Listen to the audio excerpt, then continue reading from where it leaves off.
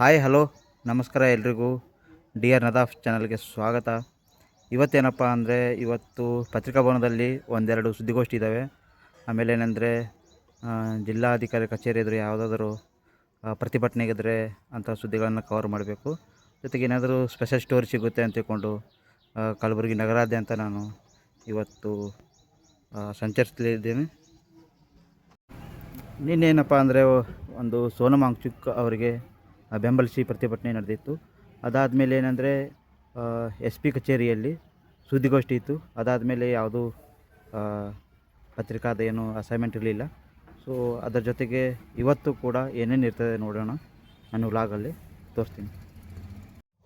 ಎಂದಿನಂತೆ ಇಂದು ಕೂಡ ನಾನು ಸುದ್ದಿ ಸಂಗ್ರಹಿಸೋಕ್ಕೆ ಉತ್ಸುಕನಾಗಿದ್ದೆ. ಅದಕ್ಕಿಂತ ಮುಂಚೆನೇ ಬೆಳಗ್ಗೆ ಸೆಂಟ್ರಲ್ ಬಸ್ ಸ್ಟ್ಯಾಂಡ್ ಮೂಲಕ DC ಕಚೇರಿ ಹೋಗುವಾಗ ಇದು ಕಂಡಿರುವಂಥ ದೃಶ್ಯ ನೋಡಿ.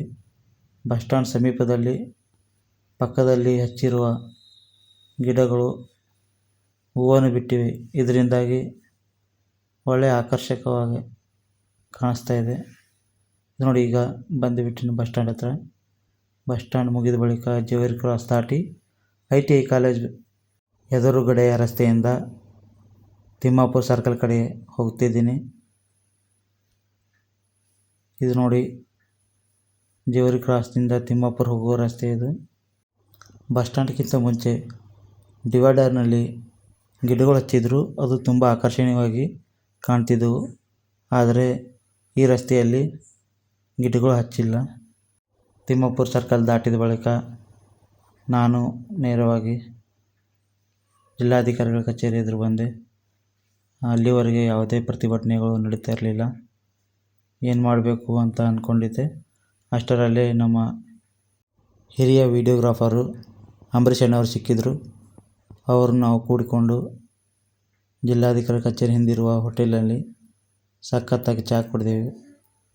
ಅದಾದ ಬಳಿಕ ನಾವು ಮತ್ತೆ DC ಆಫೀಸ್ ಎದುರುಗಡೆ ಹೋದಾಗ ಅಲ್ಲಿ DYFI ಮತ್ತು SFI ಸಂಘಟನೆಗಳು ನೀಟ್ ಪ್ರಶ್ನಾ ಪತ್ರಿಕೆ ಸೋರಿಕೆ ಖಂಡಿಸಿ ಹಾಗೂ ಕೇಂದ್ರ ಶಿಕ್ಷಣ ಮಂತ್ರಿ ಧರ್ಮೇಂದ್ರ ಪ್ರಧಾನ್ ರಾಜೀನಾಮೆ ನೀಡಬೇಕೆಂದು ಒತ್ತಾಯಿಸುತ್ತಿದ್ದರು.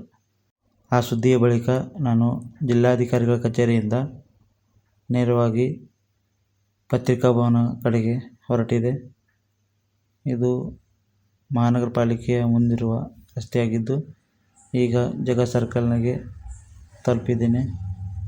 ಈಗ ನಾನು ಪತ್ರಿಕಾಭವನದಲ್ಲಿ BJP ಮುಖಂಡರೊಬ್ಬರ ಸುದ್ದಿಗೋಷ್ಠಿ ಇತ್ತು, ಅದು ಕೂಡ ಕವರೇಜ್ ಮಾಡಲು ಹೋಗಿದ್ದೆ. ಅದಾದ ನಂತರ ನಾನು ಮತ್ತೆ ನಮ್ಮ ಆಫೀಸ್ ಕಡೆಗೆ ಹೊರಟೆ. ಇಕ್ಕಟ್ಟಾದ ಜಾಗದಲ್ಲಿ ನಮ್ಮ ಆಫೀಸ್ ಇದೆ. ಅದು ಆಫೀಸ್ ಮುಗಿದ ಬಳಿಕ ಮಧ್ಯಾಹ್ನ ಜೇವರ್ಗಿ ಕ್ರಾಸ್ ಸಮೀಪ ಮಸ್ತಾನ್ ಹೋಟೆಲ್ ಏನಂತಿರಲ್ಲ, ಫೇಮಸ್ ಆಲೂಬಾತ್ ಮತ್ತು ದಾಲ್ ರೈಸ್ ಇರುವ ಸ್ಥಳದಲ್ಲಿ ನಾನು ಊಟಕ್ಕೆ ಹೋಗಿದ್ದೆ. ಸೊ ದಾಲ್ ರೈಸ್ ಮತ್ತು ಬಿಸಿಯಾದ ಆಲೂಬಾತ್ ಸಿದ್ಧಪಡಿಸಿದರು. ನಾನು ಬಿಸಿಯಾದ ಆಲೂಬಾತ್ ಮಧ್ಯಾಹ್ನ ತಿಂದು ಮತ್ತು ಅಲ್ಲಿಂದ 2 ಪಾರ್ಸಲ್ ಕೂಡ ಮನೆಗೆ ಒಯ್ದಿದ್ದೆ. ಅದಾದ ನಂತರ ಏನಾದರೂ ತರಕಾರಿ ಖರೀದಿಸಲು MSK ಮಿಲ್ಗೆ ತಲುಪಿದೆ. ಬಾಳೆಹಣ್ಣು ಹಾಗೂ ಸ್ವಲ್ಪ ತರಕಾರಿ ಸೊಪ್ಪು ತೆಗೆದುಕೊಂಡು ಮತ್ತೆ ಅಲ್ಲಿಂದ ಮನೆ ಕಡೆಗೆ ತೆರಳಿದೆ. ಆಮೇಲೆ ಸುದ್ದಿಗೆಂದು ಸಂಜೆ ಮತ್ತೆ ನಗರದೊಳಗಡೆ ತಿರುಗಾಡಿದ್ದೆ. ಅಷ್ಟರಲ್ಲಿ ರಾತ್ರಿ ಸಂದರ್ಭದಲ್ಲಿ ತುಂಬ ಖುಷಿಯಾಯಿತು. ಯಾಕೆಂದರೆ ಕೆಲವು ದಿನಗಳ ನಂತರ ಕಲಬುರಗಿ ನಗರಕ್ಕೆ ಮತ್ತೆ ಮಳೆರಾಯ ಅಬ್ಬರಿಸಿದ್ದ. ಮಳೆಯಲ್ಲೇ ಮನೆ ಕಡೆ ತೆರಳಿದೆ. ಇದಿಷ್ಟು ಇಂದಿನ ವ್ಲಾಗ್ ಆಗಿದ್ದು, ವಿಡಿಯೋ ಇಷ್ಟ ಆದರೆ ಲೈಕ್, ಕಮೆಂಟ್ ಮಾಡಿ ಮತ್ತು ಶೇರ್ ಮಾಡಿ. ಏನಾದರೂ ನಿಮಗೆ ಸಲಹೆ ನೀಡಬೇಕೆಂದರೆ ಕೆಳಗೆ ಕಮೆಂಟ್ ಮಾಡಿ. ಮತ್ತೆ ಮುಂದಿನ ವಿಡಿಯೋದಲ್ಲಿ ಸಿಗೋಣ. ಅಲ್ಲಿವರೆಗೂ ಬಾಯ್.